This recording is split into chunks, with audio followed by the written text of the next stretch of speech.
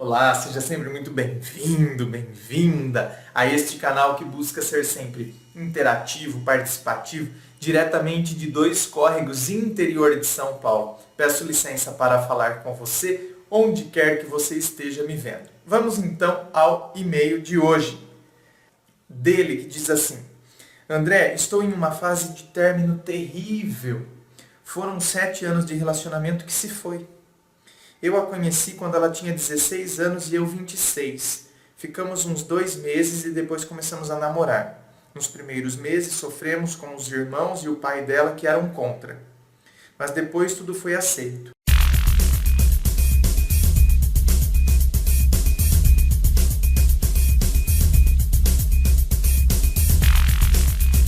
Daí em diante foi só alegria. Me entreguei 100%. Ela também. Fazíamos tudo juntos. Saíamos, adorávamos ficar em casa, nos dávamos muito bem, porém às vezes eu era meio ignorante nos momentos de nervoso, mas nada grave. Não agredia, não xingava, apenas era meio rude ou seco. Logo depois eu pedia desculpas e ficávamos bem. Eu era meio mimado, confesso. Porém, me esforço até hoje para controlar essas babaquices. Primeiro que a gente reconhecer determinadas babaquices é ótimo, não é? E quais são as estratégias para que a gente então mude isso? Ou seja, para que a gente controle, né? É ter o controle sobre determinadas atitudes que a gente sabe que é babaca da nossa parte. São atitudes babacas da minha parte. Ou seja, são babaquices que eu estou cometendo. Por que, né, as cometo? Mas ela pisava na bola às vezes, ela mentia, falava que estava em um lugar e não estava, e depois falava que mentiu para eu não ficar bravo, quando saía com uma amiga para tomar uma cervejinha, por exemplo. Isso também é péssimo. Entende? Porque depois isso aí, em situações de crise, pode ter um peso muito grande. A gente tem que buscar sinceridade e transparência a todo momento. Esse negócio aí não falava porque achava que você ia ficar bravo. Uma ova. Entende? Se eu acho que não tem porquê você se preocupar porque eu fui tomar uma cervejinha com a minha amiga, então eu vou me posicionar, eu preciso bancar isso. Eu vou falar, vou explicar porquê. Entende? Porque não tem nada a ver eu ir tomar cervejinha com a minha amiga, assim como você pode ir com seus amigos tomar sua cervejinha, que não tem problema algum. Dependendo do lugar, dependendo do sei o quê. Se a gente chega que não tem problema algum, então não tem por que você ficar bravo, então não tem por que também depois eu mentir. Então vamos jogar limpo desde o início. Vamos jogar às claras o negócio. Porque se fica com mentirinha, depois no momento de crise, essa mentira ela adquire um outro peso. Passados 5 anos, ela já na faculdade, arrumou um novo emprego, muito bom. Aí que as coisas começaram a mudar. Observação, eu estava estagnado e mal financeiramente com minha profissão, mas não queria desistir. Ela sempre me apoiou. Ela, com 2 meses no novo emprego, começou a falar que tinha arrumado um amigo muito legal, uns 18 anos mais velho que ela. Começou a falar muito bem dele para mim. Eu achei que se houvesse algum interesse dela por ele, ela não me falaria para mim dele. Porém, ela começou a chegar mais tarde na casa dela, dizia que estava conversando com ele. Fiquei moído de ciúmes e exigi que parasse com aquilo. Porém, às vezes eu queria não acreditar que rolasse algo entre eles.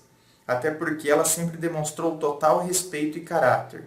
Observação, eu nunca a atraí. Tivemos uma conversa séria em um domingo e ela prometeu que não faria mais isso, ficar conversando com o cidadão. E ia cortar o contato. Sempre dizia que o cidadão a respeitava como filha. No dia seguinte, 2 horas depois do horário dela sair, eu vi que ela não estava em casa e liguei para ela. Ela, por telefone, me disse que estava conversando com o cidadão. Eu quis morrer na hora. Ela me disse que estava a caminho da minha casa para conversarmos.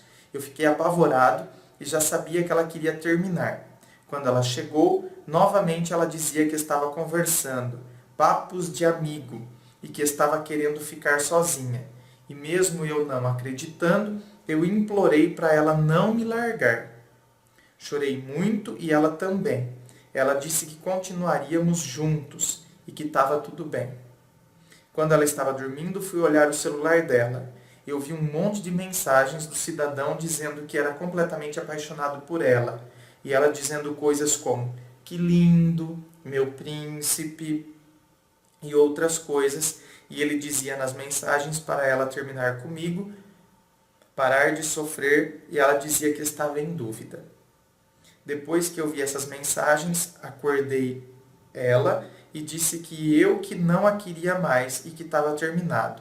Ela chorou e disse que não queria terminar, que ele estava afim dela, mas ela não, e que nunca tinha me traído. Então falei que aceitaria se ela largasse o emprego. Ela fez. No outro dia, eu e ela fomos até o trabalho dela e ela pediu a conta. Depois disso, ela dormia na minha casa quase todos os dias e mesmo assim fiquei absurdamente inseguro, deprimido e comecei a beber muito, todos os dias. Eu já ganhava pouco e gastava metade em bebida. Ela ficava chateada e com razão. Eu ligava para ela todas as vezes que eu podia e mesmo assim estava achando que eu a estava perdendo. Um ano depois, retomei a confiança nela, ficamos um tempo bem. Só que nesses últimos tempos eu percebi que ela estava novamente agindo como antes, me deixando em segundo plano e super preocupada com as coisas dela. Comecei a cobrar aquele amor de novo. Ela é super esforçada e responsável. Já tínhamos comprado coisas juntos e ela pagava a maioria das partes. Nesse meio tempo tivemos uma briga simples e ela quis terminar. Eu prometi que ia parar de beber e foi o que fiz. Até hoje não bebi mais e já decidi que não posso beber e não vou. Ótimo, não é? Mesmo porque se bebida resolvesse a situação, não é?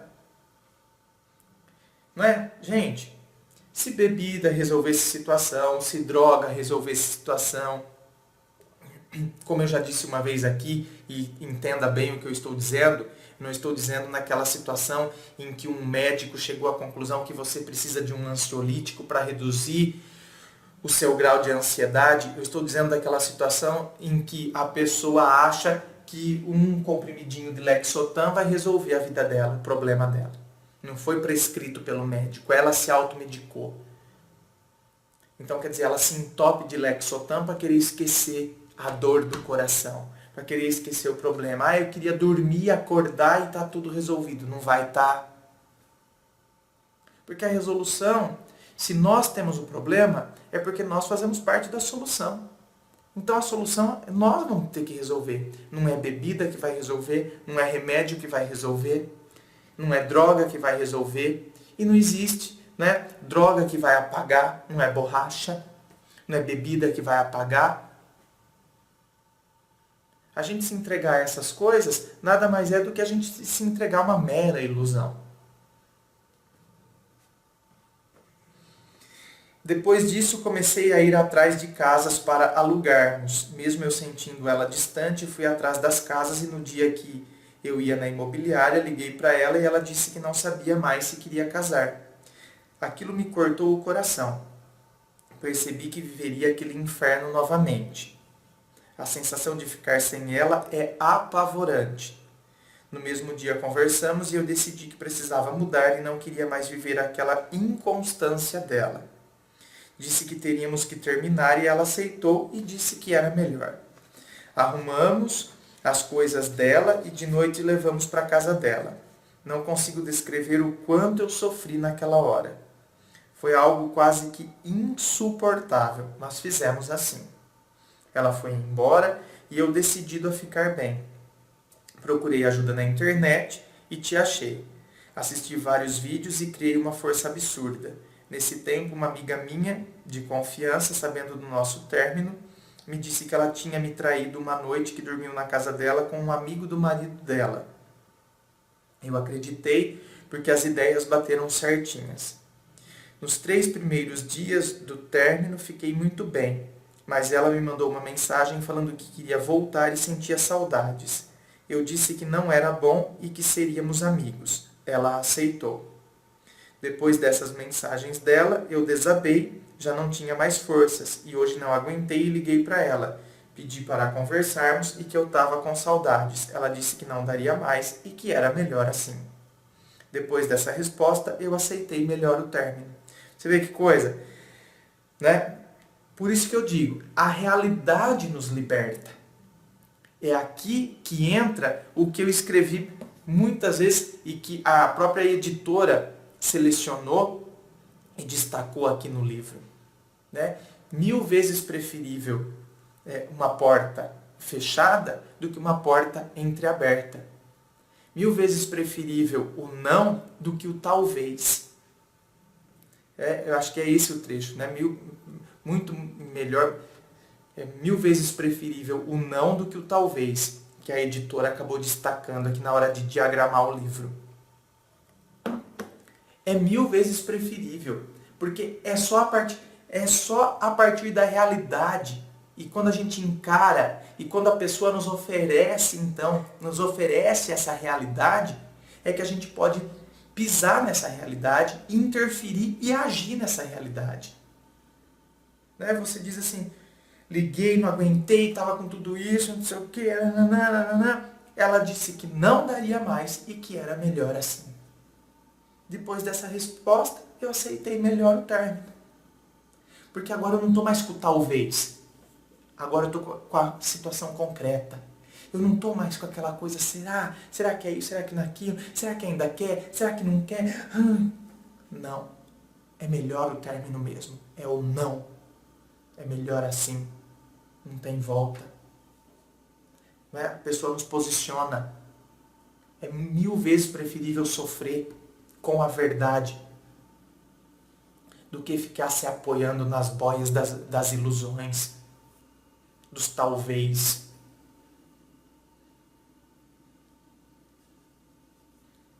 Sei que não posso mais ficar com ela, porque mesmo amando muito, eu sofro muito com essa inconstância que ela tem, e sei que ela me trairá de novo a qualquer hora, mas estou péssimo, pessimista e com uma sensação de solidão muito grande.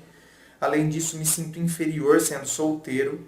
Sei lá, acho que não vou achar ninguém que me ame, me sinto desanimado e sem perspectivas. Meu querido, então vamos por partes. Primeiro, que essa sensação de solidão pós-término é natural. É óbvio. Você estava, né, num relacionamento ao lado de uma pessoa e essa pessoa agora decide que não dá mais, vocês já, né, tiveram crises e não dá mais. Então, é óbvio que é a sensação de solidão. Sensação. A sensação não corresponde a algo que é real. Eu não estou sozinho. Eu estou comigo mesmo. Mas eu me sinto sozinho. É a sensação. Por quê? Alguém que, né, eu optei, abri a minha vida para que ela caminhasse comigo, ela optou a vida dela para que eu caminhasse ao lado dela, agora ela não quer mais. Então, é evidente, existe algo de diferente no reino da Dinamarca. Há algo de diferente no reino da Dinamarca. Opa, existe algo de diferente aqui. Aquela pessoa que eu abri a minha vida para que eu livremente abri para que ela fizesse parte, e ela abriu para que eu fizesse parte, para que compartilhássemos, né? Não completássemos um ao outro, para que compartilhássemos, complementássemos. Agora não está mais. Então é óbvio que eu vou sentir uma sensação de solidão. É natural. É natural, gente. É natural isso. Outra coisa, a gente tem que tomar cuidado, porque aí a gente eterniza isso. A gente projeta para o amanhã, sem eu nunca, e essa dor nunca vai sair de mim. E ela vai sair. Ela vai. Entende? E o tempo que ela vai permanecer vai depender também das ações que nós utilizarmos, das estratégias. Isso aí eu já falo em muitos outros vídeos também, né? Como que a gente vai fazer para superar, o que eu vou fazer. Não tem problema nenhum, não tem um vídeo que eu não falo isso, não tem problema nenhum você sentir tristeza. O problema é permanecer nela. E tem determinadas situações que nós vamos sentir tristeza, sim. Sabe por quê? Porque faz parte da existência e da condição humana. Ponto. Não existe ser humano que não vai sentir tristeza na vida. Não existe. Não tem problema nenhum sentir tristeza. Aliás, né, seria um problema se não sentíssemos. A gente teria um sério problema se não sentíssemos tristeza.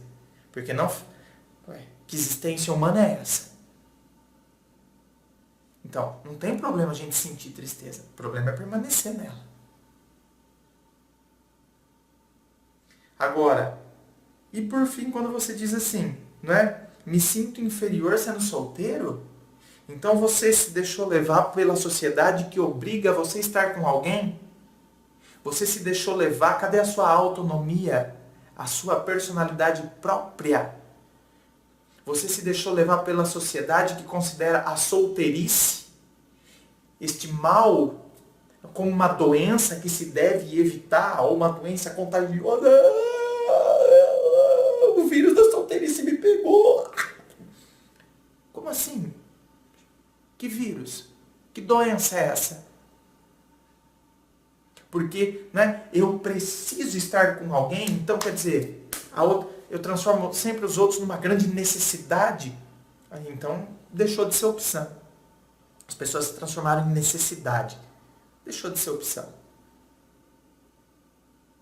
É por isso que muita gente acaba se anulando e permitindo tantas coisas. Que aí eu vou ficando, né? Eu me sinto inferior, eu preciso pôr lá nas redes sociais que eu estou num relacionamento sério, preciso pôr aliança. Preciso sempre estar com uma coleirinha que mostra que eu sou de alguém. Isso aqui não, viu? Isso aqui é anel. Anel. Tá? É um beija-flor. Um codinome beija-flor. Eu protegi teu nome por amor. E um codinome beija-flor. Então, quer dizer, a gente precisa pôr uma coleirinha, precisa pôr um símbolo, precisa pôr em um relacionamento sério, precisa fazer isso, precisa estar com alguém, precisa mostrar para os outros. Senão eu vou me sentir inferiorizado diante desta sociedade que me obriga a estar com alguém. É isso?